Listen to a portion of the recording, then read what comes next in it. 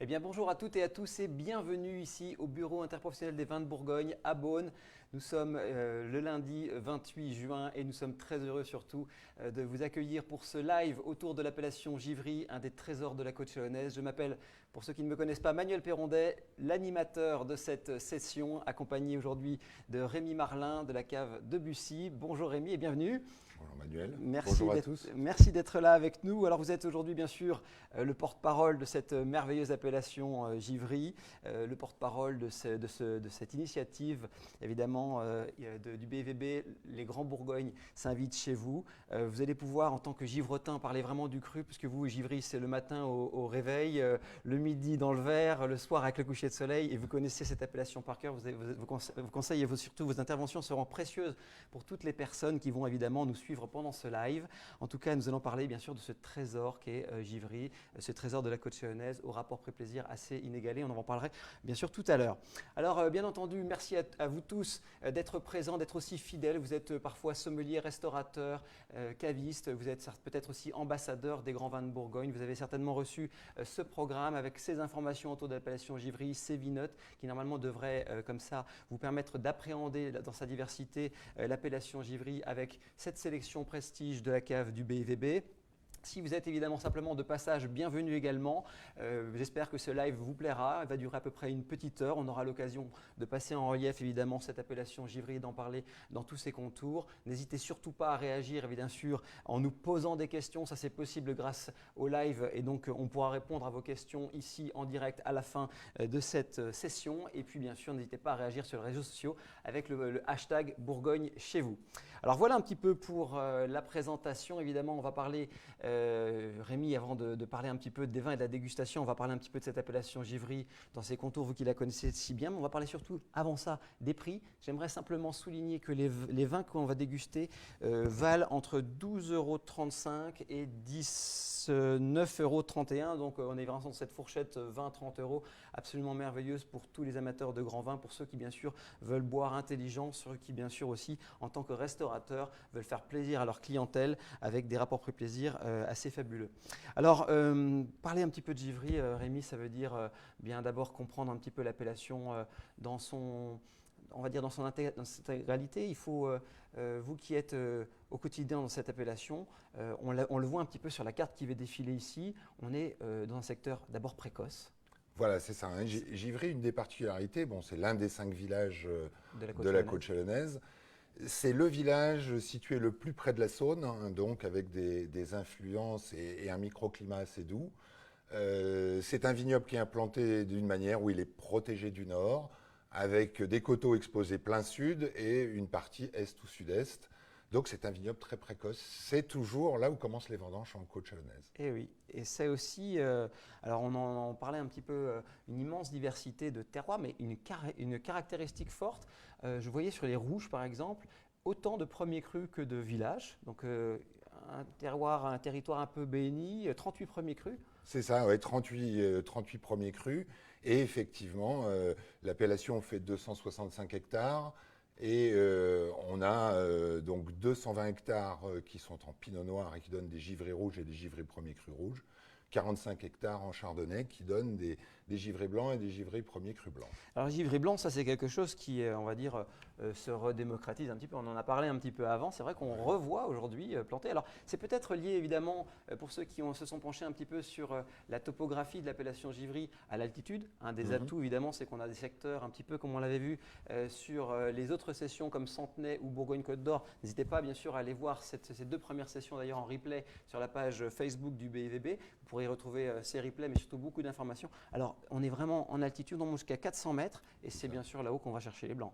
Voilà, tout à fait. Alors l'appellation majoritairement est plantée historiquement entre 240 et 280 mètres, mais sur Russilly, hein, qui est l'un des hameaux de Givry, je dirais à la porte sud de l'appellation, on monte jusqu'à 400 mètres. Et là, effectivement, des sols qui se prêtent assez bien au cépage chardonnay, et on va chercher la fraîcheur et l'altitude pour garder cette tension et cette fraîcheur si caractéristique des grands blancs de Bourgogne. Et vous observez qu'on plante encore un peu plus dans certains secteurs. Sur Givry, on plante un peu plus de blanc. En fait, ça se blanchit un petit peu, mais pas trop, parce que bien sûr, c'est l'ADN. Le pinot noir, c'est l'ADN de Givry. Mais on plante un petit peu de blanc quand même. Je dirais que oui, à la fois, il y a la volonté du village aussi de pouvoir proposer une offre blanche et rouge, même si effectivement l'ADN reste le rouge. Et puis, il y a un certain nombre de terroirs qui peuvent être plantés, replantés, ou voire arrachés et replantés. Et lorsque les caractéristiques peuvent se prêter au chardonnay, les vignerons vont replanter du chardonnay. Alors, on a évidemment aussi une superbe offre. C'est ce qu'il faut souligner un petit peu sur Givry, une superbe offre de terroir, d'altitude. On va en parler bien sûr en balayant évidemment cette dégustation, mais on va surtout parler aussi une offre d'embouteilleurs, enfin de metteurs en marché. Il y a 69 producteurs à Givry, mais il y a quand même presque quasiment le double d'embouteilleurs. Donc globalement, c'est une appellation qui attire. Elle attire évidemment différents acteurs du vin en dehors de l'appellation Givry, qui ont tous aussi peut-être un petit peu les yeux qui brillent quand ils voient ce rubis de la côte chalonnaise. C'est intéressant de voir que c'est une appellation qui attire. C'est une appellation qui attire, et c'est une appellation qui au départ a vraiment été, je dirais, développée par les vignerons du cru, qui sont pratiquement tous metteurs en marché. Et puis au-delà de ça, effectivement, ils peuvent avoir une partie de clientèle sur des négociants de la place de Beaune ou des vignerons négociants de la Côte de Beaune et de la Côte de Nuits qui vont ajouter ce produit à leur offre. Et effectivement, c'est précieux, je dirais, cette diversité de metteurs en marché pour assurer une notoriété à une appellation. Et oui, puis sur une carte de visite, on dit toujours qu'il faut être bon, y compris dans les appellations de plaisir et de spontanéité. Et je crois que les acteurs l'ont bien compris. Alors, on va passer un petit peu de temps ensemble donc à déguster ces 6 vins que certains d'entre vous ont reçus donc à travers ce format de 2 centilitres. Vous allez pouvoir toutes et tous, bien sûr, en profiter s'ils sont à la bonne température, on va dire 10-12 degrés pour les blancs et entre 14 et 16 pour les rouges. Essayez d'avoir évidemment les mêmes verres si vous voulez comparer, puisque Rémi, comparer c'est comprendre, on dit toujours. Et donc cette belle appellation Givry mérite évidemment que vous mettiez les vins dans les bonnes conditions pour que vous puissiez bien sûr, un peu comme nous en live, en saisir un petit peu les contours. Alors on va parler de 2 blancs et puis ensuite on va déguster 4 vins rouges. On va passer par des villages et des premiers crus. Bref, on va essayer de cerner un petit peu ça, même si évidemment nous vous invitons à venir voir à l'intérieur de l'appellation elle-même toute sa diversité et à saisir un petit peu tous les messages que l'immense diversité des propriétaires peuvent vous offrir. Alors, on va commencer par les blancs, Rémi. Et on va attaquer avec cette première cuvée Excellence à Givry de Laurent Mouton. Alors, vous avez évidemment, vous connaissez tout le monde, vous les fréquentez régulièrement. Vous nous parlez un petit peu du domaine Mouton, et puis on va parler également de cette parcelle, enfin de cette cuvée qui est Excellence, qui est un assemblage de 2 parcelles au sud de l'appellation. C'est l'un des domaines historiques de l'appellation, qui a été longtemps conduit par Gérard, et maintenant c'est Laurent, son fils, qui mène le domaine. Sur ce vin en particulier, ce Givry blanc, bien sûr on est sur du cépage chardonnay, et on est sur un assemblage de 2 lieux-dits. Oui. Les champs-pourreaux et les plants sont fleuris. Voilà, donc je dirais c'est la face, la sortie sud de l'appellation Givry. On est sur le flanc de la Grande Berge. On va être sur des sols argilo-limoneux. Et voilà, on est à peu près autour de 245 mètres d'altitude. Et ça donne généralement des vins assez tendres et avec pas mal de caractère. On va voir ça. On va en parler tout de suite. Alors, je vous invite bien sûr à prendre le verre avec nous et à commencer bien sûr l'analyse sensorielle de cette cuvée. On parle de 2018, évidemment 2018, millésime relativement solaire, mais à la fois un peu productif. Donc, on a détendu un petit peu la matière. Ça, c'était peut-être évidemment le réel intérêt de ce rendement, c'était d'avoir un petit peu étiré les matières, mais avec beaucoup de spontanéité. Moi, j'aime bien les 2018. Ils ont mine de rien plus de sel et d'acidité que ce qu'on aurait imaginé avoir au départ à la naissance. On se rappelle cette vendange qu'on s'est dit, oh là là, ça va être mou, ça va être trop riche, etc.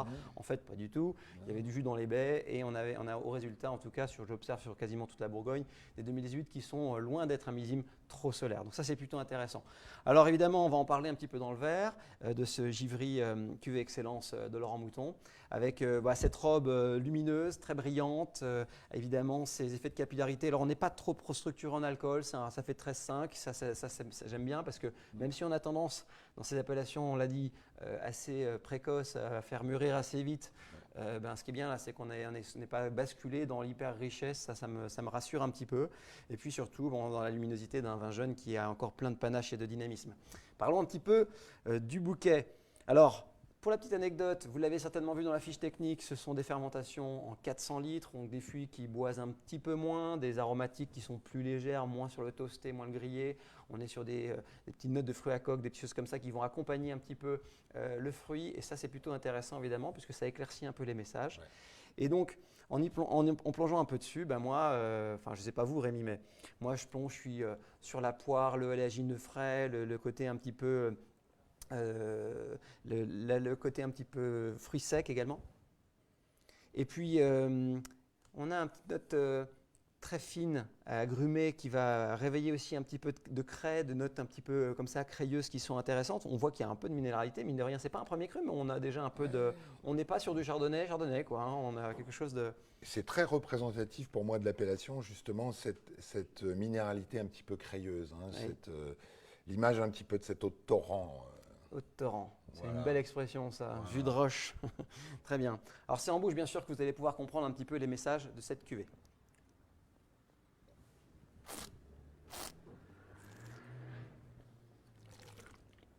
Alors regardez un petit peu, ce qui est intéressant dans le comportement de cette bouteille, c'est que d'attaque, on n'est pas dans le chardonnay de grande largeur et de puissance. C'est un peu de gras sec, mais c'est relativement profond. Tout de suite, on sent sur les côtés de la langue ce très très bon support salivant qui est relayé par la minéralité et les sels minéraux dans le cœur de la langue. Donc en fait, ça donne du rythme et un peu de longueur. Quand on garde un peu le vin en bouche, on voit qu'il y a de la construction, c'est pas mal. C'est relativement long, c'est plutôt bien construit. Ouais. Et puis, on a en rétro-olfaction un petit peu cet univers jus de roche, un petit peu de cailloux, d'univers un tout petit peu teinté de fruits à coque, etc. Et ce que j'aime aussi, c'est extrêmement digeste. Hein. C'est très digeste, bonne buvabilité. Il y a cette petite salinité aussi qui garde le palais très frais. Donc moi, il y a un truc qui me frustre dans ma carrière, c'est que les givris blancs à l'aveugle, d'abord, on n'en trouve pas souvent, mais les reconnaître des fois. Alors, vous avez un secret, vous, pour reconnaître les givrés blancs? Parce que pour moi, ce sont des outsiders des grands territoires de la région et ils sont aussi à l'aveugle des fois un petit peu embêtants hein, quand ils viennent dans une série d'appellations plus prestigieuses parfois. Ah, c'est compliqué, oui, tout à fait. En tout cas, regardez cette bouteille de Laurent Mouton, normalement ça devrait bien mettre vos papilles en route. Vous voyez bien un petit peu comment sont construits évidemment ces givrés blancs, pas forcément que dans l'épaisseur, même si on a eu peut-être tendance à une époque à faire des vins un peu plus larges, plus assis, peut-être un peu plus riches. Comme le terroir de Givry a pu le proposer des fois. Ouais. Là, je pense qu'on affine un petit peu les traits et c'est un petit peu ça qu'on aimerait évidemment vous inviter à regarder. C'est la trajectoire, pas forcément évidemment ce qui a été fait dans le passé, mais ce qu'on va faire aujourd'hui et peut-être demain. Ouais. Voilà. Alors, pas mal, ça donne quasiment soif cette bouteille. C'est un vin qui donne soif, c'est plutôt un bon signe, je trouve. En tout cas, j'aimerais vous inviter avec... bien sûr, à réfléchir un petit peu à la manière dont on peut mettre en relief ces givris blancs. À table, vous qui êtes dans le cru tout le temps, vous buvez quoi? Vous buvez ça, vous mangez quoi? Alors déjà, on peut commencer à l'apéritif. Tout à fait. Parce que justement, ce côté salivant, cette bonne buvabilité, je dirais, va ouvrir l'appétit. Complètement. Et puis après, je dirais qu'on peut l'associer avec une multitude de choses. Bien sûr, on peut penser aux poissons de rivière, hein, aux poissons de nos rivières, une truite, un cendre. Quelques amandes grillées dessus peut-être. Voilà, hein, qui vont rappeler et qui vont se marier avec les tonalités de fruits secs dont vous avez parlé tout à l'heure. Et puis après, on peut aller aussi sur la volaille de Bresse. Hein, oui, c'est pas loin. Hein. Voilà, c'est pas loin. Et surtout, si on rajoute un petit peu de crème, les notes crémeuses et les notes crayeuses du vin vont. Ça marche, feu de Dieu. On l'a déjà un petit peu dit. Si vous avez suivi les différents lives, je sais que vous êtes nombreux à l'avoir fait un petit peu au préalable. tout ce qui est un petit peu lactique, protéines lactiques, fromage, pâte pressée, etc., les chèvres, etc. C'est un boulevard pour les grands chardonnays, tout ce qui est feuilletage également. Mais on l'a dit également, tout ce qui est oléagineux, fruits secs, pignons grillés, noisettes, châtaignes, etc. Moi, j'ai fait une petite recette hier soir, parce que je me suis entraîné avant de venir. J'ai fait une petite recette végétarienne, parce que ça peut marcher également à l'approche peut-être de l'été. Des champignons frais de Paris, émincés comme ça. Vous faites une belle vinaigrette avec du jus de citron, une très bonne huile d'olive. Vous pouvez rajouter une petite cuillère d'huile de truffe si ça vous fait plaisir. Dedans, vous mettez des bonnes noisettes que vous avez fait torréfier et ensuite concasser. Vous les mettez dans la vinaigrette et vous rajoutez également du parmesan râpé.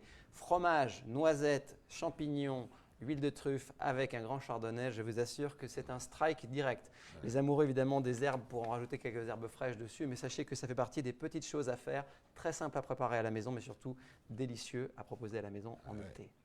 Voilà pour cette première bouteille. Alors, est-ce que ça vieillit quand même les vins de Givry? On en parlera un petit peu tout à l'heure du potentiel de garde, mais ça vieillit 5-7 ans sans forcer. Hein. Oui, 5 à 7 ans sans aucun problème. Oui. Hein. Au début, on va être sur ces arômes, comme toujours, d'extrême jeunesse, voilà. Ces agrumes. Mais avec le vieillissement, d'autres qualités, la minéralité, je dirais, va se renforcer. Et puis, on va aller plus vers les arômes de fruits secs et les arômes mielés dans une du grand chardonnay qui va tendrement comme ça évoluer. Alors évidemment, si vous avez des questions sur les accords mets et vins en fonction de l'âge des vins, rappelez-vous, vous pouvez réagir tout de suite sur le live. Je vous réponds tout à l'heure à la fin de cette dégustation. Deuxième acte, Rémi, on est dans les temps. On va déguster donc cette deuxième bouteille, donc Givry. On monte dans les premiers crus. Je crois qu'on va aller chercher un petit peu d'altitude là avec ce cru de la maison Chaufflet-Valdener. Alors maintenant c'est maison Chaufflet tout court, hein, parce que l'histoire du domaine, grande famille, premier gendre, deuxième gendre. Enfin, je vous laisse, je vous laisse expliquer. Depuis 2 générations, c'est une affaire de gendre, effectivement. Oui. Denis Valdener qui a conduit le domaine pendant un bon moment. Et là, c'est son gendre, Jonathan Bruno, qui a repris il y a 3 ou 4 ans les rênes. Voilà, alors le domaine, il est à Russilly, c'est l'un des hameaux de Givry.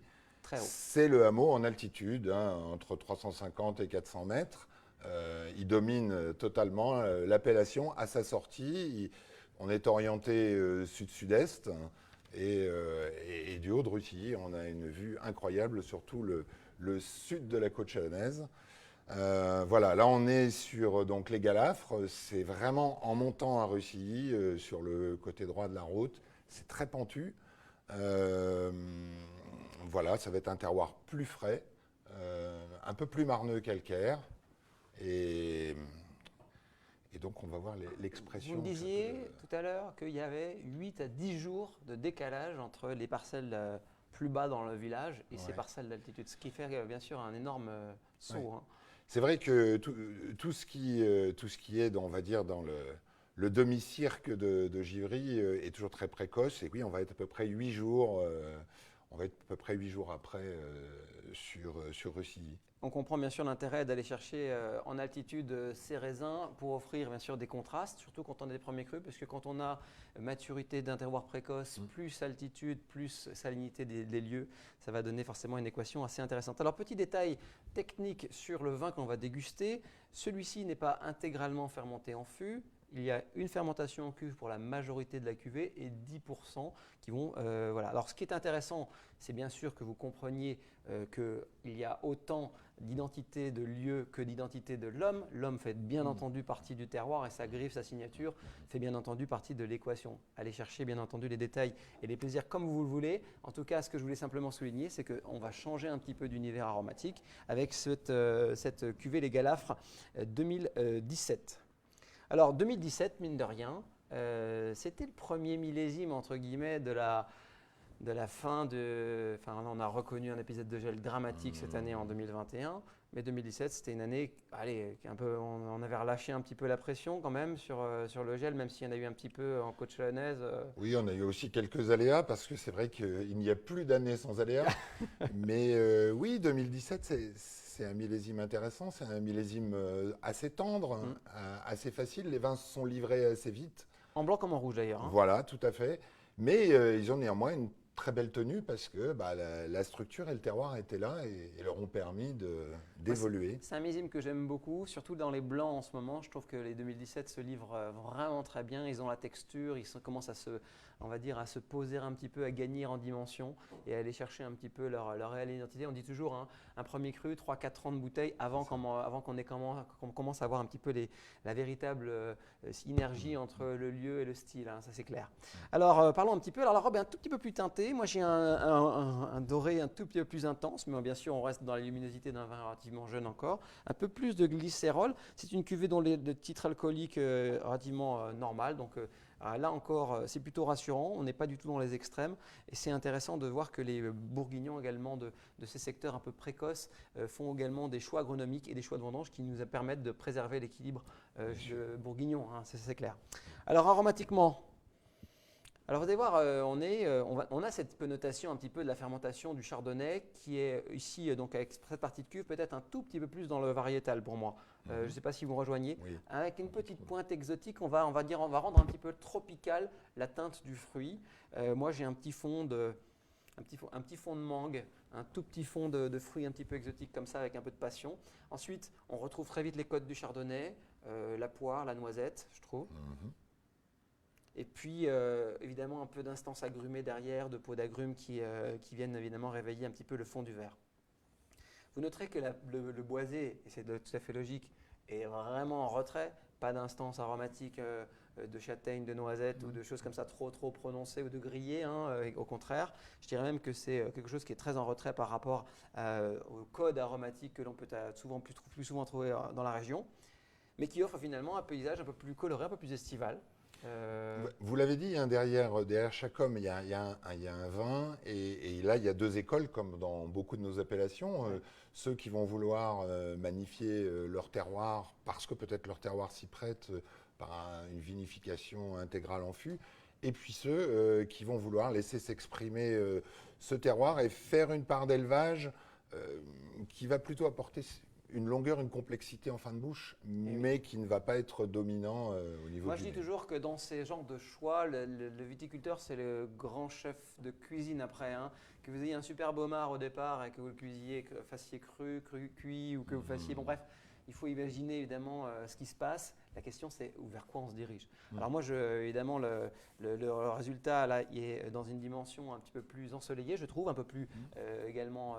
Peut-être qu'ici, plus à la période estivale que l'on traverse, ce caractère un peu plus exotique, je trouve, du fruit est relativement intéressant, surtout quand les températures montent un petit peu et surtout quand on boit un vin pour ce qu'il est, à savoir une belle et divine boisson. Alors, quand on passe en bouche,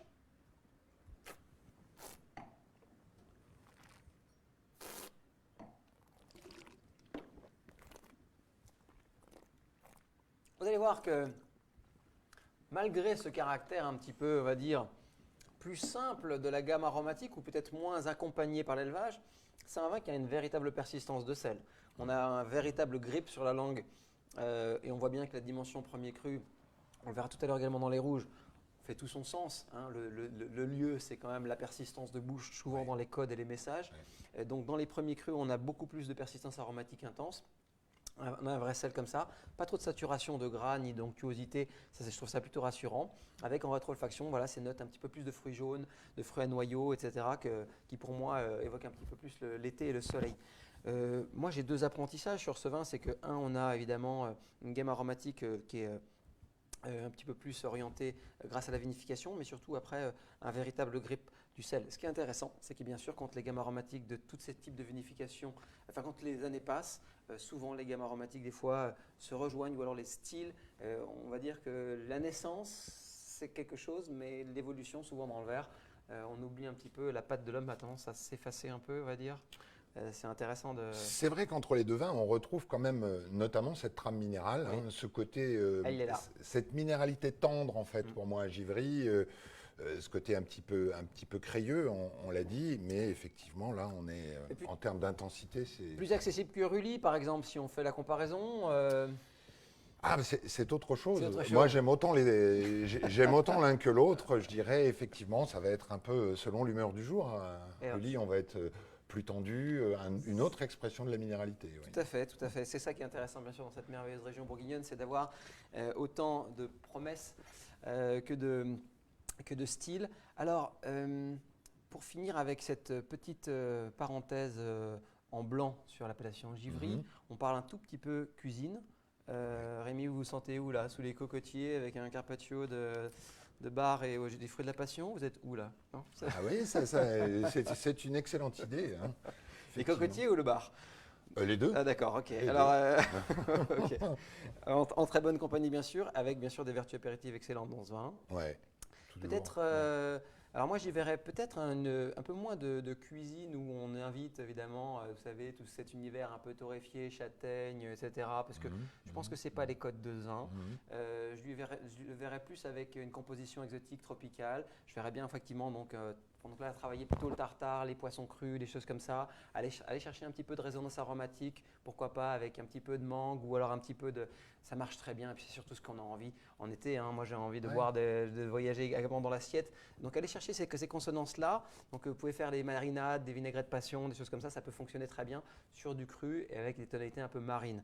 Moi, j'aimerais bien aussi travailler, pourquoi pas les fromages. Alors là, ces fromages plutôt frais. Je vous conseille plutôt les fromages frais parce que les chèvres frais sont très agréable à travailler l'été. C'est pas souvent l'été qu'on se fait un plateau de fromage avec 80 références dessus, même si bien sûr tout le monde adore ça.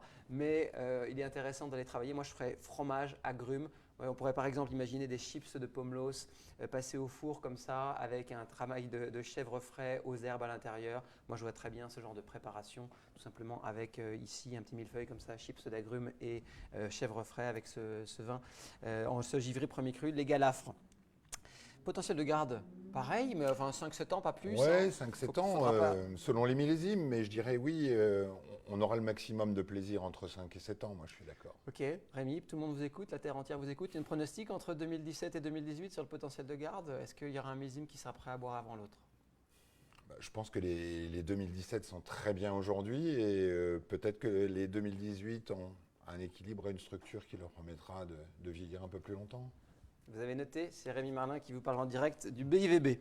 Alors, pour terminer avec les blancs, évidemment, vous aurez l'occasion, chez pas mal de bons auteurs dans l'appellation, d'aller creuser évidemment cette richesse, même si évidemment il y en a moins. Faudra évidemment que vous alliez sur place, venez déguster sur place. Rémi vous parlera des réjouissances de cet été, des festivités de Givry. Il y a pas mal de belles choses autour de la musique et si vous avez la chance de venir en Bourgogne cet été, vous aurez peut-être normalement de quoi passer un bon moment. Alors je vous propose de passer au rouge, Rémi, parce qu'on a 4 vins superbes à déguster, 4 vins qui vont évidemment illustrer des hiérarchies bien nettes et claires des terroirs bourguignons, des villages d'abord, des premiers crus ensuite. On va déguster en premier donc ce Givry, les Teppes, pardon, pas les grandes Teppes, les Teppes de Michel Sarrazin, évidemment un très bon acteur, donc pareil situé là dans ce petit hameau de Ruchilly là que vous connaissez parfaitement, c'est une vieille famille, la famille Sarrazin. Hein. Voilà, tout à fait. Hein. Et derrière Michel, c'est Guy et Jean-Yves qui conduisent le domaine. D'accord. Voilà, et c'est une des références, bien entendu, du village. Sur la carte, on voit bien, hein, la petite carte que vous allez certainement voir sur la vidéo. Les Teppes, c'est à côté des Combes, là où on est vraiment dans ce secteur. Hein, on est d'accord hein, Voilà, tout à fait. On est au début nord, vers Dracy, là. Voilà, hein, on est au début du demi-cirque, assez en altitude. Hein, là, on est au moins 320 mètres à peu près. Vous avez vu la famille Sarrazin planter cette vigne. Elle a 10 ans aujourd'hui. Voilà, c'est ça. Hein, ouais. Il y a eu un travail important qui a été fait, je dirais, pour rendre le coteau travaillable, parce qu'il y avait du dévers et il y a eu un vrai travail il y a un peu plus d'une dizaine d'années pour préparer et planter ce terroir. Alors on est plein sud, hein. On est en altitude, mais on est plein sud, donc avec une belle exposition au soleil. Un endroit assez intéressant qui a été poussé certainement en intensité par un millésime incroyable. Parce que 2019, rappelons-le, super. 4 petites ailes dans le dos, c'est vraiment un millésime du feu de Dieu. Maturité, concentration, acidité, état sanitaire de rêve, volume catastrophique. C'est le seul bémol, évidemment. On aurait aimé faire de 2019 dans les quantités de 2018, mais bon, après tout, on ne peut pas gagner sur tous les plans. Plus solaire que 2018, mais c'est là qu'on voit la force des terroirs, parce qu'on a pu avoir un peu de crainte, et en fait, on voit que c'est 2019. Moi, je me rappelle bien de l'été 2019. Il avait fait un cagnard de folie au mois de juillet. Il avait même dans le sud de la France, les vignes avaient quasiment souffert d'une hyper stress hydrique, hyper sécheresse. Dramatique bien sûr parfois. Quand on a des qualités hydrophiles intéressantes dans ces terroirs, on voit que la vigne ne souffre pas trop. Bien sûr, les bons viticulteurs, les bonnes viticultures accompagnent évidemment ces extrêmes, mais en tout cas, c'est un millésime qui, dans le verre, en restitution, a passé la barre très haut. Enfin, pour moi, dans la décennie, en tout cas en Bourgogne, notez-le, 2019, ça a placé la barre très très haut. Alors, on va en parler un petit peu de ce Givry Village, de cette robe intense. Hein.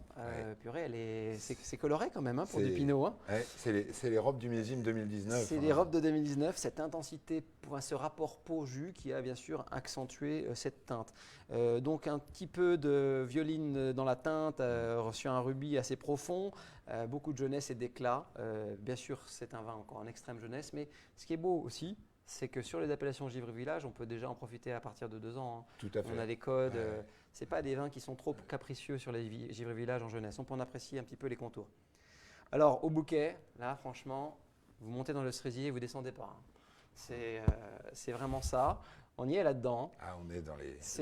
On est dans le noyau, la cerise peu bigarreau, là, la cerise noire, ce côté très juteux, très intense, la nuance qui rappelle d'ailleurs, alors moi ça a toujours été une énigme quand je le dégustais à l'aveugle, dans les teintes de Gevrey-Chambertin et de Givry. Je ne sais pas si c'est parce que ça commence pareil au départ, mais franchement je me suis toujours posé la question pourquoi est-ce que les terroirs de Gevrey restituent cette note de cerise souvent, etc. Et pourquoi moi aussi en côte chalonnaise je lui trouve une forme de cousinage. Qu'est-ce qui se passe? Il y a des gens des Givretons qui se sont installés à Gevrey-Chambertin ou non? Ou l'inverse, je ne sais pas. Ou l'inverse, bon d'accord. Alors parlons plus sérieusement du fond du verre. Évidemment, on a cette teinte noyau fruit noir intense, un petit peu sauvage encore et un petit peu porté. On sent un tout petit peu d'élevage évidemment, même si l'élevage reste évidemment extrêmement discret, pas trop torréfié, pas toasté. Non. Évidemment, ce que vous devez rechercher dans l'appellation Givry, c'est aussi cette netteté-là, c'est cette sincérité du fruit, c'est ce panache et ce punch qu'offrent évidemment les premiers tours de verre, même en jeunesse. Ensuite, on a la dimension un peu. Moi, je passe un petit peu fin d'été dans les contours de Givry, pas simplement quand on va se promener vers la forêt de Givry, mais on voit les murs sauvages. On a cette dimension un peu de violette, je trouve, qui s'invite un peu dans le verre. C'est un fruit, c'est des fleurs qui sont relativement capiteuses que je trouve dans le fond de ce verre, mais on a cette signature très juteuse évidemment et ce style de macération à froid qui fait ressortir bien sûr cette dimension noyau cerise très fort. En bouche.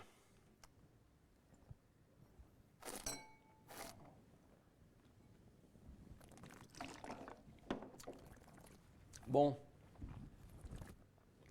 Regardez un petit peu l'effet, on va dire, irradiant de ce fruit. Très, très généreux, très solaire. En tout cas, solaire sur le rayonnement de l'aromatique. Sur une puissance diffuse.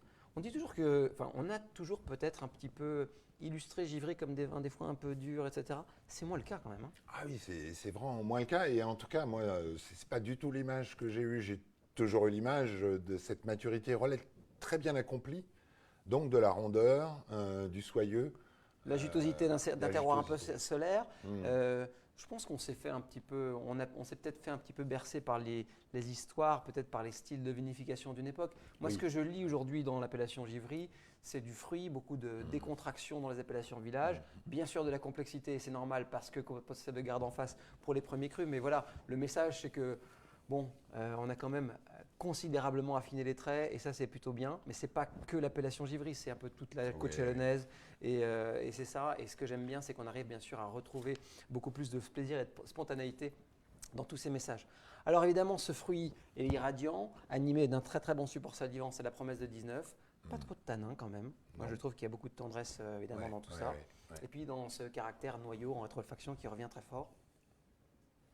Ouais, on a une vraie richesse, une vraie longueur, c'est très plein en bouche, tout en étant très délicat. Donc c'est. J'ai pas craché la dernière gorgée, ce qui pour moi est un bon signe. Mais c'est vrai. Hein. Alors, ce qui est intéressant, c'est que on pourrait presque jouer de la température de service avec ce vin qui a comme ça ce caractère, on va dire lumineux et radiant du fruit et cette tendresse finalement. Moi, à 14 degrés en apéro terrasse, je le fais. Hein. Pour ceux qui n'aiment pas évidemment prendre l'apéritif avec des blancs ou des voilà. pouvez jouer sur cette connotation. Tout à fait. Hein. Je dirais dans nos caves à 12 degrés, on remonte le vin. Très vite, dans le verre, il va gagner les 2 degrés. Et effectivement, l'apéritif, c'est aussi un nouveau mode de consommation des vins rouges. Petit secret de sommelier, quand vous êtes dehors ou quand vous êtes dans une pièce à une température un peu élevée, ne servez pas des trop grands verres, puisque votre vin prendra un demi-degré toutes les 2 minutes jusqu'à la température de la pièce. Alors ça, évidemment, ça passe vite 2 minutes, surtout quand on parle. Alors passez pas trop de temps à discuter, ou alors resservez-vous plus souvent. Qu'est-ce que on pourrait parler un petit peu de ce Givry comme étant bien sûr une porte d'entrée pour comprendre ce côté noyau, cerise, ces messages aromatiques, mais surtout aussi d'un vin de spontanéité. Bon, à Givry, là, il est midi. Qu'est-ce qu'on mange à Givry avec ce genre de... Qu'est-ce qu'on peut manger à Givry on reste quand même, vous le savez bien, donc en Saône-et-Loire, terre d'élevage. Donc c'est vrai qu'on va quand même avoir tendance à l'apprécier sur une viande. Bien sûr. Mais il y a beaucoup d'autres choses possibles, mais on ne peut pas s'empêcher de penser à notre viande charolaise. Bon, alors je vois que Rémi boxe en région très connue. Moi, je vous parlerai d'autres associations, mais évidemment, des viandes qui sont un petit peu de goût. Alors, pensez bien sûr à ce qui est grillade et pensez saisonnalité. Pensez donc aux cerises. Il n'y en a pas beaucoup cette année, mais il y en a un peu quand même. Cerise, canard. Canard, cerise, marche du feu de Dieu. Canard, cerise, Givry. Feu de Dieu au carré. Donc ça, c'est vraiment intéressant. Ensuite, bien sûr, pensez aux viandes, donc le bœuf de Charolais, merveilleux, bien sûr. Si on a une bonne maturation, c'est chouette. Ça accueille évidemment un petit peu de jutosité de la viande. Ça fonctionne très très bien en rémanence. On peut faire plein de choses en garniture qui fonctionnent bien. Moi, je pense sur des fruités intenses comme ça, j'aime bien la betterave. Betterave, vin rouge, ça marche très très bien. Je vous l'ai déjà dit parfois dans quelqu'un live. Et puis évidemment, vous pourrez penser à des préparations un petit peu plus canailles. Moi, j'aime bien les vins de Givry sur les salaisons. J'aime bien sur les viandes qui ont un petit peu de salinité et des terrines. J'aime bien quand il y a une petite gelée au cassis avec. Voilà, ça fait un très très bon. Voilà. Je trouve que le contexte compte autant que l'association. Vous voyez ce que je veux dire? On est entre amis, on n'a même pas mis de nappe sur la table. On apprécie les contours de cette bouteille avec la spontanéité d'un plat simple. Les joies simples, un bon pain, une belle terrine, des amis. C'est ça la vie. Je pense qu'il faut aller évidemment à l'essentiel avec ce genre de bouteille. Pensez bien entendu aussi que ce genre de vin pourra peut-être même vous accompagner, si vous n'êtes pas trop vin de dessert, sur les petits fruits rouges d'été. Les petits fruits rouges d'été, peu sucrés hein, si vous faites le choix des desserts, mais quand vous êtes dans le bleuet, dans la mûre, dans tout ça, un verre de Givry, ça glisse tranquillement comme ça. Et si votre dessert est peu sucré, ça pourra fonctionner. Je suis moins fromage, moi. Alors je sais qu'il y a plein de gens qui disent « Ouais, mais moi, j'adore les rouges de fruits. » Rémi, vous, fromage et vin rouge? Alors, moi, je dirais que j'aime beaucoup les vins blancs sur les fromages. Mais bah oui. Donc, on c'est vrai que...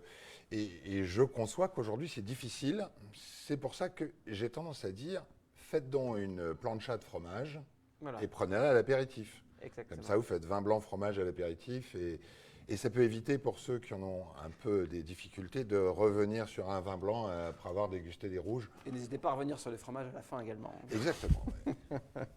Super, bon ben voilà pour le message en tout cas, cette cuvée Les Tep. Des vignes de 10 ans, vous voyez, c'est quand même impressionnant des vignes de 10 ans. Ouais. On dit toujours que les jeunes vignes, des fois, portent le message de quand elles ont 40 ou 50 ans. Je ne sais pas si c'est évidemment là, mais on a une intensité dans ce vin qui est assez impressionnant pour un vin de ces vignes. Et puis il y a probablement aussi un choix de plants de grande qualité, peu productif. Qui fait des petites billes et qui fait des beaux vins. Ah. Super. Alors passons maintenant au domaine des Luols, puisque c'est la cuvée qui nous attend juste derrière. Un domaine bio, une propriété dont vous nous parlé un petit peu Rémi.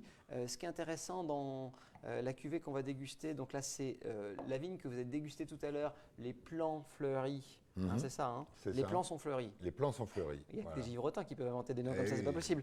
On est bien sûr dans la partie sud, on revient donc un petit peu à l'instar du premier vin de chez Laurent Mouton tout à l'heure, dans ce secteur au sud de l'appellation, et on déguste un 2017. Donc là, on saute 2 millésimes, on revient dans le millésime très tendre, on l'a vu tout à l'heure, la tendresse. Là, il n'y a pas de petite cape dans le dos. 2017, c'est sans filtre. On va dire qu'on lit sur les pinots noirs tous les étages, toute la hiérarchie, tous les terroirs de la Bourgogne, ce qui est plutôt intéressant quand même pour les puristes, pour ceux qui veulent commencer à comprendre un petit peu les messages. Alors, parlez-nous un petit peu de ce domaine. Vous connaissez un petit peu, bien sûr, je suppose. Un petit peu, voilà, oui, bien sûr. Donc, c'est un domaine qui est conduit par Sandrine d'Auvergne et qui, effectivement, comme vous l'avez dit, est conduit en bio. Et sur ce terroir-là, donc on est toujours sur ce flanc en dessous de la Grande Berge, mais légèrement presque exposé ouest, en fait. Et c'est plus argilo-limoneux. Et voilà. c'est marrant ça, vous me disiez que sur ce secteur-là, il y avait donc différentes expositions et eux, cette partie-là et cette cuvée-là particulièrement, alors des pinots exposés ouest, on n'en trouve pas des masses quand même. Hein. Non, non, non. Alors, quand on dit ouest, c'est sud-ouest, ouais. mais oui, effectivement. Hein. Voilà. Intéressant, évidemment, toujours à souligner, puisque ce sont bien sûr dans les petits détails que l'on forge la singularité de chaque vin. Alors, parlons un petit peu de... Voilà, ça c'est une robe de 2017. Hein.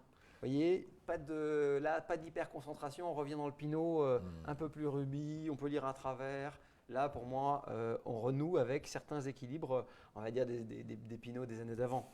J'ai connu beaucoup ça dans les années 90, ces couleurs-là. Même si je ne suis pas si vieux que ça.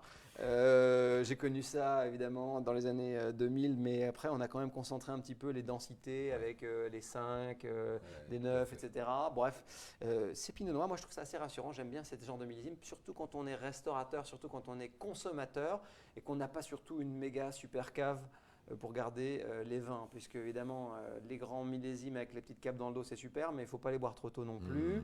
J'aime bien ce genre de millésime 2017 puisque là on a tous les messages et sans filtre. Alors au nez, moi quand je l'ai senti tout à l'heure, premier nez, enfin moi je l'ai senti, je l'ai dégusté à l'aveugle en même temps.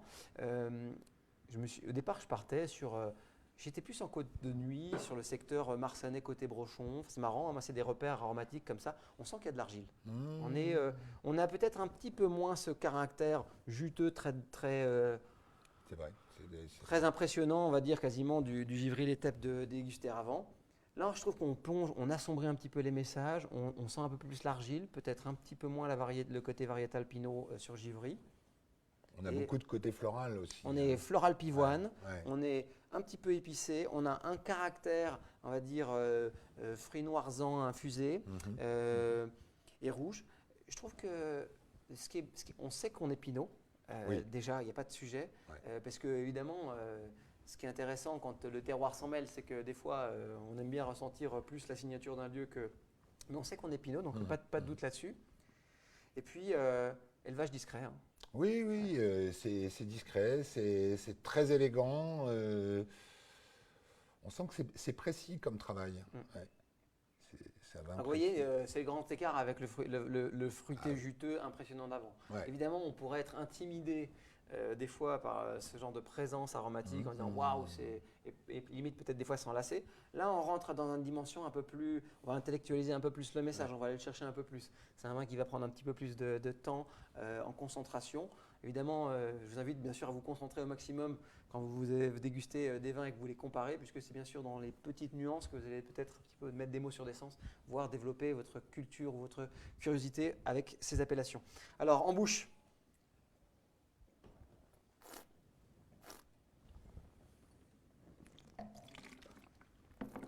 Alors, 3 tempos pour moi.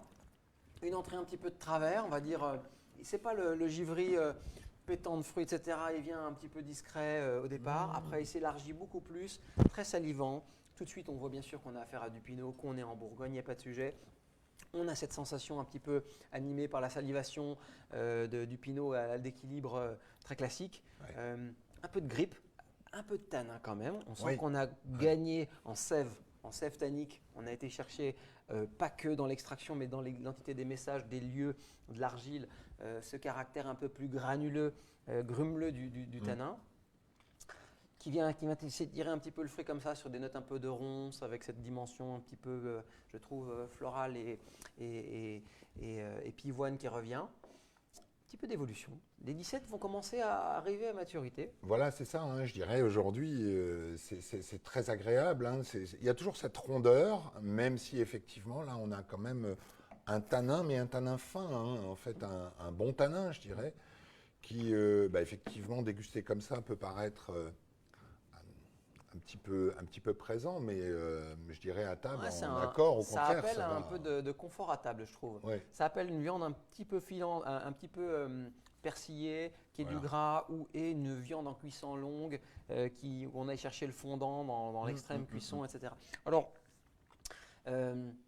évidemment, Là, je trouve qu'on est à la frontière entre deux époques, c'est-à-dire celle de la spontanéité aromatique, du fruit de la jeunesse, mais aussi peut-être le réveil automnal, un tout petit peu des saveurs qui pointent.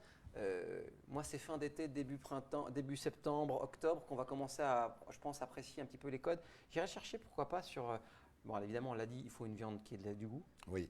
Il faut une viande qui ait du goût, il faut une viande qui soit peut-être un peu effilochée. Je ne sais pas si vous cuisinez, alors il y a plein de possibilités, mais dans les cuisines un petit peu, vous savez, en cocotte, avec des viandes qui cuisent très longtemps, épaules d'agneau un peu fondantes et filandreuses comme ça, avec le jus, hein, on a tout quoi. Ou alors des cuisses de volaille qui ont cuit très très lentement à basse température, on va dire, je l'avais déjà fait ça, vous mettez une belle volaille à cuire très très lentement, 120 degrés, et vous attendez 3 heures comme ça, vous avez les cuisses qui sont hyper effilantes. Alors qu'on a vraiment le gras et l'onctuosité, ça accueille volontiers un petit peu de sève et de tanin comme ça. Donc si on joue sur la volaille de Bresse, vous pouvez jouer sur les températures, ça va créer comme ça, surtout sur les parties des cuisses et autres, beaucoup de moelleux et beaucoup de filandreux. Et ça accueille bien sûr très très bien quand on a un peu de sève tannique comme ça. Le veau aussi, hein. Le veau, ça irait très bien. Un veau, je dirais un joli morceau de veau, pas trop cuit, etc. Ou même du canard. Hein, bien sûr, tout ce qui est un petit peu viande un peu serrée, un petit peu juteuse, il faut un peu de garniture évidemment, mais sur le veau, jouer les premiers champignons ou les champignons d'été. Les champignons d'été, les girolles. Un veau, girolles, pinot noir, je connais personne qui s'est plaint jusqu'à aujourd'hui. Hein. Non. Voilà. Donc, surtout si vous avez un tout petit réveil aromatique des saveurs, on est moins dans la jutosité, le fruit noir du givry juste avant qui appelait pour moi un peu plus de fruits noirs ou autre dans la garniture qui pouvait faire ce sucré salé intéressant comme les cerises. Là, on va rentrer peut-être un petit peu plus dans la gamme aromatique intéressante que les champignons savent révéler. Alors, pas mal en persistance aromatique intense. Là, pour parler de 2017, on va dire qu'on commence à arriver sur le pic de maturité. Ouais. Et on va dire sur un Givry Village, encore 5 ans comme ça? Oui, voilà, c'est ça. Hein, je dirais qu'après, c'est une affaire de goût, mais c'est vrai que nous, on aime les givries entre 2 et 5 ans. Quoi, et oui, ils ont évidemment cette vertu d'être prêts un petit peu avant les autres. Il faut bien sûr surfer dessus. Après, certains millésimes vont au contraire demander à être attendus un peu plus longtemps. C'est 2005, par exemple. J'ai ouvert un Givry Sarrazine 2005. C'était incroyable et ça a mis du temps à se faire. Ah, ça a mis extrêmement de temps. C'est resté très fermé, assez austère au début. Et là, il a vraiment fallu du temps. Après, on a goûté un 2019 tout à l'heure, très solaire, vous voyez, très juteux, très rond. Bon, on était dans un autre univers. Là, on est sur un millésime, on va dire, plus tendre, plus facile. Bah, il est mature plus vite. Voilà. Très bien. Alors, on a des petites questions qui tombent, c'est très intéressant. N'hésitez pas bien sûr à les poser au fur et à mesure que l'on déguste ensemble. On en parlera évidemment tout à l'heure, à la fin de cette dégustation, puisqu'il nous reste 2 vins à déguster. En tout cas, j'espère que vous passez un bon moment et surtout que vous appréciez les contours aromatiques et tactiles de ces vins. Alors là, on joue à domicile, Rémi. On rigole plus là. Non, on rigole plus. On parle de vraies choses sérieuses. Vous connaissez tout, vraiment tout. Bien sûr, du Clos Jus, superbe parcelle de Givry. Elle est très connue et c'est pas par hasard. Je suis allé me promener un peu dans les Clos Jus. C'est des terres avec des calcaires un peu plus rouges ou des terres un peu plus rouges, oxyde de fer. Voilà, on a des signatures qui rappellent des grands terroirs de Côte de Beaune, voire de Côte de Nuit. C'est un cru qui est très sérieux. Dans les gammes des domaines givretins, c'est solide. C'est très solide. Bah, c'est vrai que c'est un lieu-dit et un clos qui est très réputé. Alors, il est sur la commune de Dracy-le-Fort, hein, puisque l'appellation Givry est sur 3 villages. C'est plein est et c'est finalement le coteau qui est le plus près de la Saône, hein, finalement aussi. Mais en même temps, c'est un de nos rares clos qui a vraiment, je dirais, aussi une influence du nord. Voilà. Donc, en termes de microclimat, c'est assez différent du reste. Et vous l'avez dit, en termes de sol aussi, on est sur ces calcaires bruns de décomposition et avec effectivement une terre très très rouge qui va donner un caractère assez particulier. Et certains disent d'ailleurs qu'ils reconnaîtraient un Clos Jus au milieu d'une vingtaine de vins rouges de Bourgogne. C'est vrai qu'il y a une griffe. Voilà. Et vous le verrez chez beaucoup d'acteurs de l'appellation, ça c'est clair. Ça fait partie de la gamme Millebuis. Vous nous en parlez un petit peu? Alors Millebuis est une collection que nous avons, je dirais, lancée à la cave des vignerons de Buxy. sur l'ensemble de nos appellations et sur des vinifications et des sélections très particulières. Voilà. D'accord. Vous avez mis des petits plats dans les grands pour faire rayonner certains lieux-dits et secteurs Alors, de votre. ce qui est intéressant aussi sur ce clos jus, c'est que c'est travaillé par l'un des domaines adhérents à notre cave, le domaine Laborbe-Juillot, D'accord. et le chef de culture, Laurent Grosbois, qui est vraiment un orfèvre et qui fait un travail absolument incroyable dans ses vignes. Voilà. Et le vinificateur est Alain Pierre, notre onologue depuis de nombreuses années. Voilà. Parlons-en un petit peu dans le verre. J'espère que vous êtes équipés tous. Alors, on y va. Rubis à peine appuyé, évidemment. Là, on est dans le pinot d'un classicisme, dans la teinte déjà super. Au nez, On est toujours en 17, hein, donc c'est pour toujours ça 17, qu'on oui. retrouve Ouais, cette on robe. on a clairement les voilà. codes chromatiques du millésime qu'on Voilà, a souligné ouais. juste avant. Vous regardez ça, vous ne pensez pas à autre chose que du pinot noir. Même une grenache infusée, ça ne fait pas ça, ou une Nerello Mascalese ou du Cinsault, c'est différent. Voilà, là, vous êtes en Bourgogne et on est au cœur de ce trésor de la côte chalonnaise. Alors, au nez, alors ça aussi une approche tout en infusion là. Moi, j'ai le sentiment quand je sens ça qu'on n'a surtout pas voulu faire une bête à concours. On a fait quelque chose de très délicat. C'est puissance diffuse. Voilà, oui, c'est un vin, je dirais, on recherche le meilleur, l'optimum de maturité. Hein, et après, en termes de vinification, on ne fait pas de pigeage, on fait du remontage seulement. Hein, on ne va pas chercher à extraire, on va laisser s'exprimer le cépage, le terroir, le millésime. Voilà. Et on a moins cette dimension noyau, cerise criante, comme on l'avait un petit peu sur le 2019. C'était comme ça en jeunesse, ou c'est l'évolution de ce vin, ou est-ce que c'est la naissance qui comme ça, l'amène un peu plus sur les connotations infusées, fruits rouges, etc. Ouais, non, je dirais, on était comme ça dès le début du millésime. Hein. C'est vrai qu'on avait, je dirais, nous, en tant que Bourguignons, on n'était pas inquiets. Ce millésime, on le voyait comme assez classique de notre région. Et pas forcément, effectivement, avec le trait un peu forcé comme on a pu avoir sur les 2019. Quoi. Voilà. Alors moi, aromatiquement, deux petites remarques. J'ai cette teinte un peu framboise sauvage à l'eau de vie qui va comme ça. Alors on souligne quand même un petit peu de structure. Ça fait quand même 14, cette petite bête. Mais dans un équilibre tactile absolument fou. C'est-à-dire qu'on ne sent pas du tout le sucraillon de l'alcool ou le côté édulcoré que peuvent apporter évidemment certaines vendanges, des fois un petit peu portées. Mine de rien, même à 14, on arrive à garder de la sève et du lien avec le lieu. Hein. Ça, c'est intéressant. Alors, je passe aromatiquement également par. Je retrouve un petit peu ces fragrances, ce côté pot pourri de fleurs séchées qui accompagne cette teinte un petit peu plus gaie, un peu plus fraîche de framboise à l'eau de vie. Et puis, petit trait de menthe derrière, je trouve, également. Subtil. Mais quand on a bu 5 verres, si vous n'avez pas bu 5 verres, vous ne sentirez pas la menthe, je vous garantis. Pour terminer avec la texture et la bouche, c'est quelque chose d'extrêmement cohérent de l'attaque à la finale, construit autour de la sensation acidulée comme ça, pas trop d'épaisseur. Et là, peut-être un peu plus de diplomatie dans les tanins. C'est vrai qu'on a à la fois une puissance, on le sent, il y a une intensité au palais, hein, et c'est assez long, mais pas une épaisseur, une bonne buvabilité, toujours quelque chose de... Alors, si vous êtes vraiment concentré sur la bouche, ce que je vous invite à regarder sur cette cuvée, c'est la persistance aromatique intense. Elle est nettement supérieure, et surtout en rétroolfaction, des 2 premiers vins. Ce qui, bien sûr, souligne la suprématie des terroirs de premier cru de Givry, et bien entendu du Clos Jus, qui a, on le sait, dans l'appellation, un pédigré particulier. Mais surtout, après, là, avec on va dire que comme ce n'est pas un millésime qui est construit sur la puissance de la maturité de la baie ou du pinot, mais sur on va dire une puissance diffuse intrinsèquement liée au lieu, ce qui est intéressant, c'est de voir un petit peu comment on a ce déroulé aromatique et surtout cette longueur. Évidemment, ça commence à chanter un peu dans le verre. Dieu sait si en musique, on en parlera tout à l'heure, vous êtes calé à Givry. Ce qui est intéressant, c'est aussi... je dirais le caractère aimable en dégustation qui permet de l'apprécier. Alors, j'aurais pas fait ce choix par exemple là à l'apéritif. On pourrait quasiment revenir sur un rouge de tendresse comme ça. Ici, même si après, évidemment, pensez-y, hein, derrière un premier cru, il faut servir quelque chose qui, sinon, il faut éviter les montagnes russes. Qu'est-ce que vous servez, vous à Milby, à la cave de Bussy On arrive au moment du Clos Jus, il y a Moult possibilités. Il y a moult possibilités. Bon, on a parlé de pas mal de choses, mais moi je trouve que ça irait assez bien sur de l'agneau, par exemple. Eh oui. Hein, je trouve que ça serait. Ces viandes un peu plus de goût avec de la race. On peut même aller chercher un petit peu d'instance un peu solaire. On dit toujours que c'est les grands vins du Sud qui marchent avec les préparations du Sud. Qui a dit ça? Personne.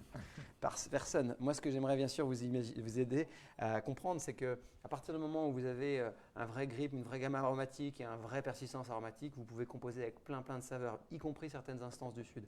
L'agneau, oui. Moi, je ferais bien une selle d'agneau avec. Oui, Ça pourrait être sympa. Je- Évidemment, aussi, parce que les clos jus sont aussi des vins qui tiennent bien leurs promesses pendant les périodes là peut-être un peu plus froides. Moi, j'aime bien les sauces, les viandes en sauce, les cocottes, les œufs meurettes, bien sûr, les sauces, les viandes qui ont bien sûr de… Voilà. On peut faire un bœuf bourguignon du tonnerre de Dieu. On peut même faire un bourguignon de légumes. Un bourguignon de betterave. Essayez, vous allez voir, c'est super. Vous pouvez faire plein de choses avec ces sauces un peu liantes, un peu nappantes. Évidemment, quand un grand vin de persistance aromatique intense comme ça, à puissance diffuse, se lie dans la sauce, c'est là qu'on a un très bel éclaircissement, en tout cas des messages, et surtout une très belle fusion tactile entre les produits. C'est aussi un vin qui a un potentiel de garde sérieux. Ah oui, là, bon, je dirais, il faut toujours pareil, au moins 5 ans pour qu'il commence vraiment à s'ouvrir. Alors, dans le cas des 2017, on l'a dit, c'est un millésime qui va s'ouvrir un peu plus vite. Mais sinon, c'est des millésimes 8 à 10 ans. Ouais. Ne vous jetez pas sur la première bouteille de Clos Jus 2019 ou 2018, Non. un peu compact, que vous allez pouvoir trouver, puisque c'est peut-être là que vous serez déçu, parce que voilà, il y a un tempo. Il y a un tempo d'ouverture de ces vins. Il ne faut pas les prendre trop tôt. Ouais, voilà, il faut 5 ans à un millésime concentré pour s'épanouir. Avant, miser sur des millésimes plus tendres, comme 17. Voilà, les 14 commencent à déguster très bien aujourd'hui. Ah, les 14, c'est magnifique. C'est super aujourd'hui. Voilà, il faut boire ces vins-là dans leur phase de spontanéité et de maturité. Bien sûr, si vous avez la chance d'avoir une belle cave, comprenez que les grands vins s'expriment toujours avec cet allié précieux qui est le temps. On termine donc avec un 2015. Et voilà, 2015, Encore un millésime étonnant. Encore un millésime étonnant, 2015. Premier gros millésime solaire de la décennie. Oui, c'est ça. Hein. C'est vrai qu'on avait traversé une période un peu plus froide. Là, de 10 à 14, voilà, on était revenu dans des équilibres. On se demandait où était passé le réchauffement climatique. Voilà. Mais 2015, on y est rentré pour de vrai. On y est rentré pour de vrai. Et je dirais, on retrouve des caractéristiques encore plus extrêmes que 2019, dont on a parlé tout à l'heure. Hein. C'est vrai. Voilà, donc une magnifique maturité, un état sanitaire parfait. Par contre, une toute petite quantité, encore une fois, hein, sur ce millésime. Voilà, J'ai l'impression que les Bourguignons disent toujours un peu la même chose avec la quantité, non? Non, je dirais qu'il faut trouver le juste équilibre, mais c'est vrai que le phénomène de réchauffement climatique en Bourgogne, je dirais à la fois, il faut être honnête, nous aide beaucoup puisque, je dirais par rapport aux décennies précédentes, on atteint beaucoup plus facilement une maturité phénolique accomplie et donc c'est pour ça qu'on a des vins qui ont gagné en harmonie. Bon, c'est vrai que le savoir-faire des hommes aussi a progressé, mais l'association des deux on a réussi bien. à interagir effectivement, à comprendre qu'on pouvait maîtriser un petit peu le tempo de ces maturités, de ces cycles végétatifs qui sont un petit peu bouleversés par ce genre de millésime. En tout cas, ça permet de poser des réflexions intéressantes sur l'agronomie, ça permet sur l'avenir peut-être, on en parlera un petit peu tout à l'heure, réchauffement climatique, il y a des questions qui sont tombées là-dessus d'ailleurs. Et surtout, 2015, moi ce que j'aimerais simplement souligner, c'était quand même un millésime, voilà, en vendange en pantoufles, quoi. Hein. Moi j'ai connu les vendanges sous la pluie, dans la boue. C'est aussi moins drôle, où il faut trier beaucoup, etc. Donc on a un gain clair de netteté, de précision. L'étape de tri, il y en a plein sur le Bon Coin, non? Maintenant, je veux dire, on l'utilise de moins en moins, on va dire. On l'utilise toujours, fatalement, et puis c'est un outil indispensable Pour la précision. Pour la précision et pour les millésimes plus difficiles. Mais c'est vrai qu'en 2015, beaucoup de choses n'avaient pas besoin de quitter la table dans de la tri. cuve. Voilà. Ok. Alors là, on va parler donc du domaine Jaffelin. Alors, pour ceux qui avaient suivi évidemment le premier La première session autour de l'appellation Centenay, eh bien, rappelez-vous, on était avec Marinette Garnier, qui est l'œnologue de la maison Jaffelin. Et donc, elle avait ici animé, présenté également à l'époque son premier millésime de Centenay 2015 dans le premier cru Les Gravières. Et normalement, vous devriez retrouver ça en replay sur la page Facebook du CIVB. En tout cas, c'est elle qui avait été aussi aux rênes de la vinification de ce premier cru, Les Grands Vignes. Les Grands Vignes, On voilà. est où là dans le coteau? Alors là, on est, je dirais, Dans le village. on est dans le village, dans un des hameaux, enfin entre deux hameaux, entre le hameau de Cortiamble et le hameau de Poncet. On est aussi plutôt dans le bas du coteau, mais c'est un lieu-dit assez magnifique. En altitude, on est plutôt bas, hein, on est à 230-240 mètres. Hein. D'accord. C'est assez précoce, c'est orienté plein est. Et on est sur des argilo-calcaires et calcaire assez brun, un petit peu caillouteux, voilà. D'accord. Calcaire, précoce, mûr, Ouais, intense. On y va. voilà. Robe rubis à peine extraite. Alors, Marinette, elle nous l'a dit, elle n'aime pas du tout tirer sur les. Là, c'est que des remontages. Donc, on va bien sûr sur des couleurs beaucoup assez tendres. Pour un millésime 2015, c'est relativement clair, je trouve. Il y en a des 15 qui étaient plus denses que ça. Hein. Oui, J'ai des c'est vrai. souvenirs de 2015 Ouais. plus extraits. Après, un léger frangé, un légère évolution, un très petit début d'aromatique automnale également, on va en parler. Bon, là, on arrive dans la phase de sagesse, évidemment, de ce premier cru, Les Grands Vignes.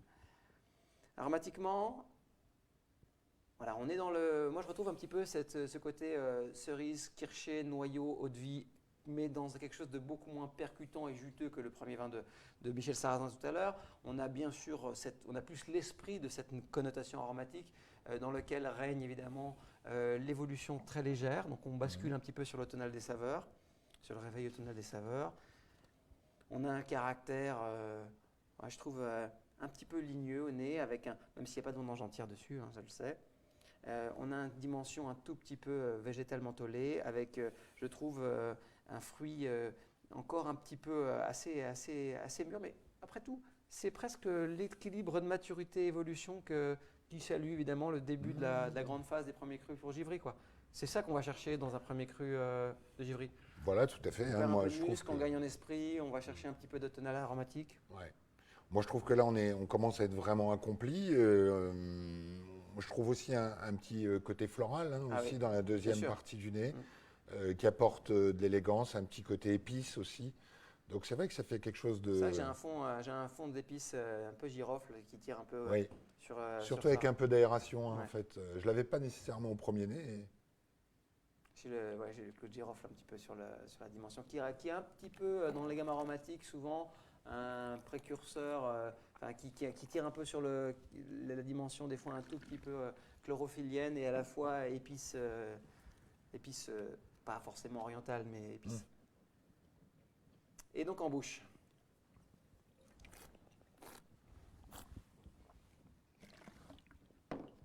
Un vin en demi-corps, pas trop de puissance.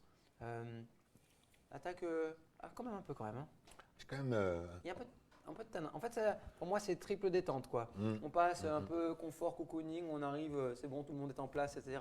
Après, l'acidité vient vite au galop, remettre un petit peu un petit rappel à l'ordre là-dedans en disant oh, c'est pas terminé. Et derrière, on a un petit peu de grippe, un peu de tanin comme ça, avec une véritable densité. On sent qu'il y a de l'argile, on sent qu'on est plus bas, on sent qu'on est dans un vin qui a plus de construction, clairement. La longueur est bonne. Ouais, c'est une belle longueur. J'étais plus impressionné sur le clos-jus, mais par contre, c'est un millésime qui était différent, donc il faut regarder un petit peu aussi la Voilà. construction différemment. En tout cas,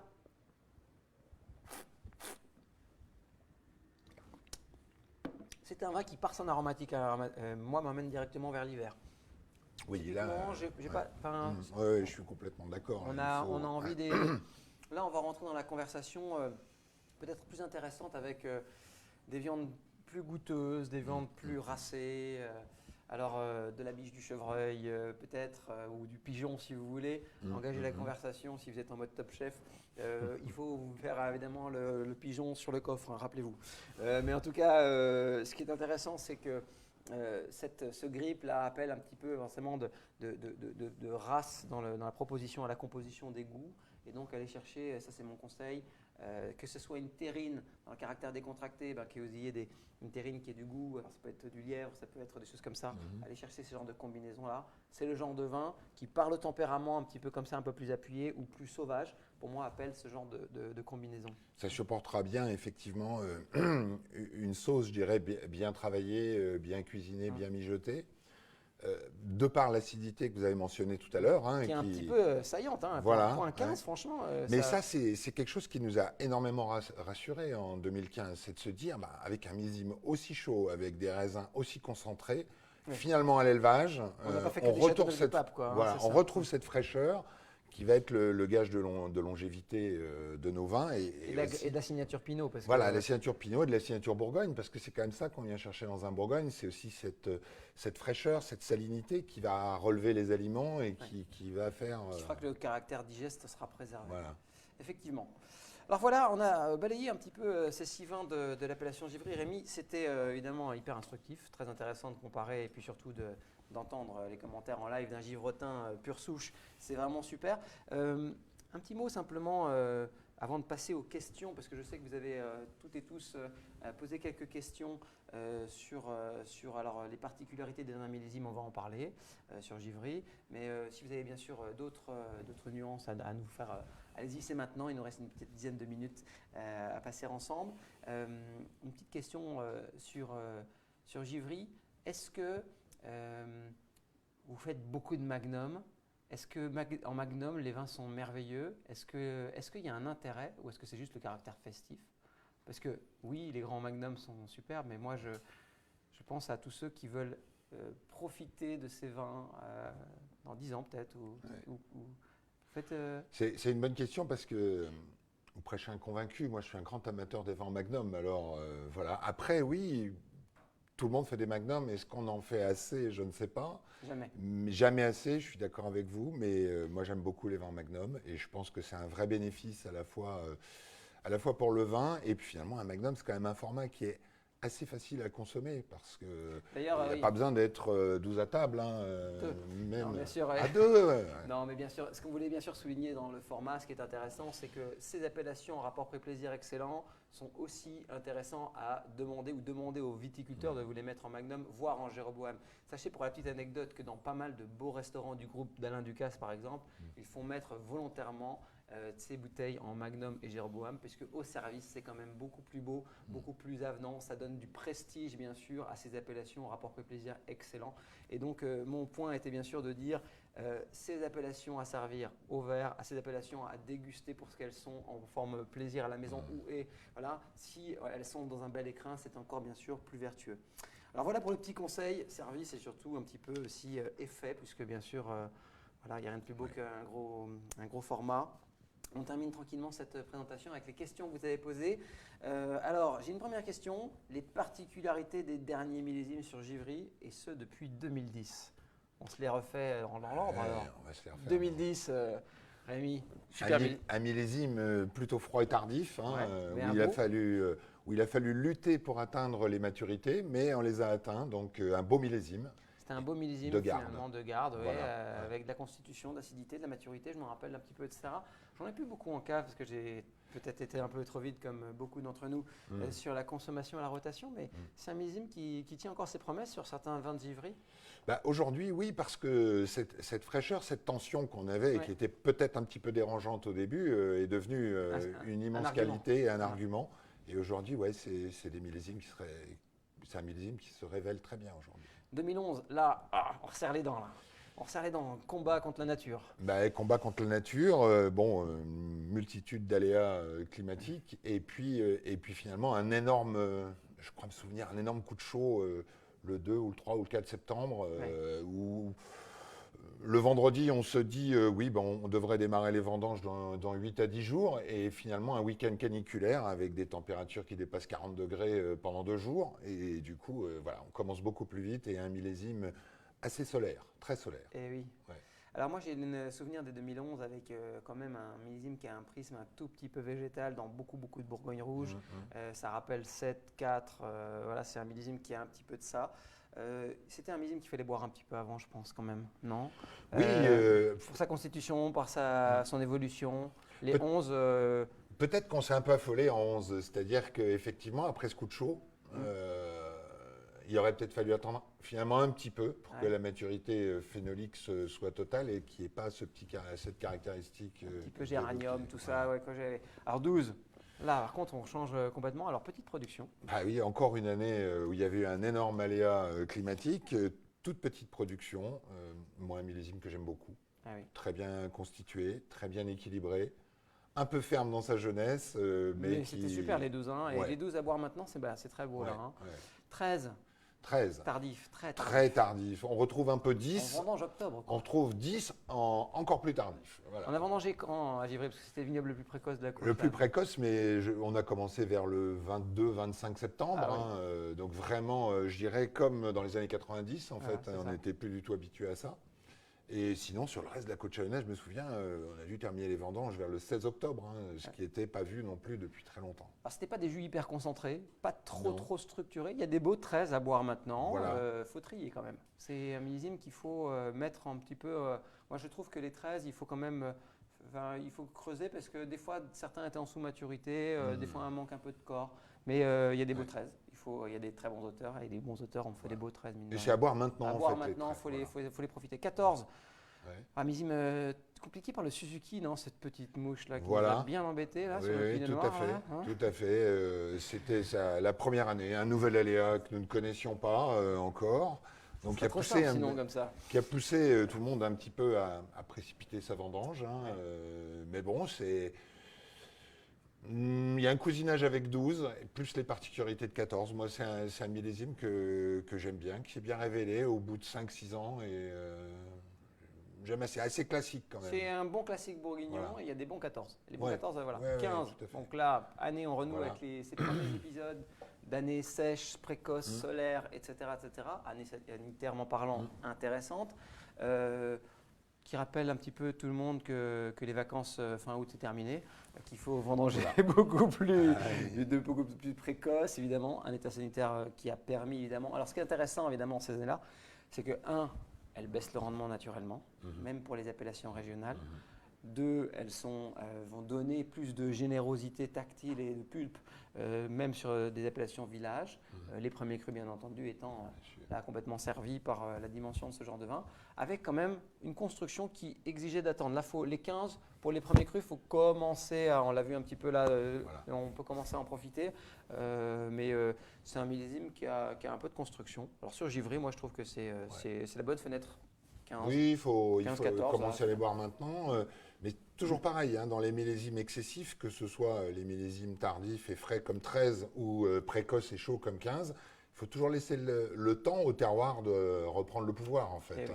Voilà. Bien sûr, parce que le vin se minéralise dans le temps et les lieux s'expriment avec l'âge. Rappelez ça, simplement, c'est pas faire un vin de tactile et d'aromatique séduisant, c'est une chose. Le pouvoir lui permettre de vieillir, c'est pas vous qui permettez de le faire, ni le vigneron, c'est le lieu, c'est clair. Alors, 2016, oh là là.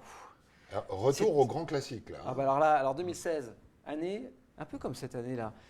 Quand est-ce qu'il va faire beau, là? On est le 28 juin, il tombe des cordes partout en France.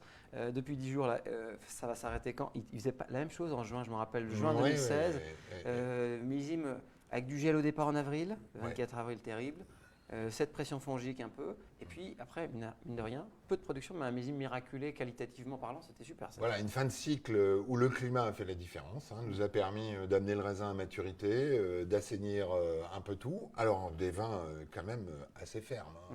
Oui, il y avait acidité, maturité. Voilà. Mais je sais que nous, ici en Bourgogne, on a aimé ces 16, parce que on retrouve une vraie sève de vin de Bourgogne, un vrai caractère. C'est peut-être un peu moins flatteur que 15, par exemple, ou que 19, mais un vrai caractère. On va attendre encore un tout petit peu. Les puristes disent ça, c'est un vrai millésime de Bourgogne. Oui, voilà. À l'ancienne, avec tout, avec tous les arguments. Beau à boire pour les villages maintenant. Peut-être les premiers crus attendre un petit peu. Moi, je vous conseille d'attendre les 16. 17, on l'a vu tout à l'heure dans le verre. Là, les barrières tombent. On y va, quoi. C'est open bar, millésime tendre. Millésime peu coloré, peu riche en polyphénol. Il faut aller chercher les 17 avec les 14 maintenant, dégustation, ils sont très intéressants et souples. C'est pas un millésime qu'on pourra garder. Quoique. Rappelez-vous des 2007. Oui, Moi, voilà, les 2007, on est toujours surpris. Hein. les Ouais. 2007 ou les 2000 à l'époque, hein, il y a eu des. On dit toujours, hein, s'ils reviennent, en forme, on ne dit pas non. Et puis 2018, 2018 pour les rouges, parce qu'on a parlé un peu des blancs tout à l'heure, les productifs chaleureux, intenses. Intense pour les pinots. Ouais, intense, un bel équilibre. Ils sont toujours assez bien dégustés, ces 18, même dans leur prime jeunesse, parce qu'ils sont intenses, mais on n'a pas non plus la concentration qu'on avait en 19 ou en 15. Ils auront une bonne tenue, mais oui, c'est à boire dans les 5 à 7 ans, je pense. D'accord. Ouais. Et 19, on en a parlé, c'est méga plus, mais là, pas touche pour ceux qui ont bien sûr l'envie de mettre des givrés premier cru en cave. Et dernière petite minute ensemble pour parler de ça, on parle de 2020, parce que si on doit retenir une chose de positive en 2020, c'est peut-être les grands vins de Bourgogne, non? Ah oui, là, on a affaire à un millésime super complet. Ah oui, c'est vraiment, si on voulait faire un parallèle, on dirait il y a des chevaux sous le capot. Hein. C'est vraiment très riche, très puissant. Des tanins bien murs, mais présents. Il va falloir élever ces vins, il va falloir les attendre, mais c'est un très beau millésime. Oui, j'ai lu que c'était des bébés avec des belles épaules et des acidités assez marquées. Donc on va voir un petit peu comment tout ça va évoluer. Espérons en tout cas que ça nous livre des grands vins.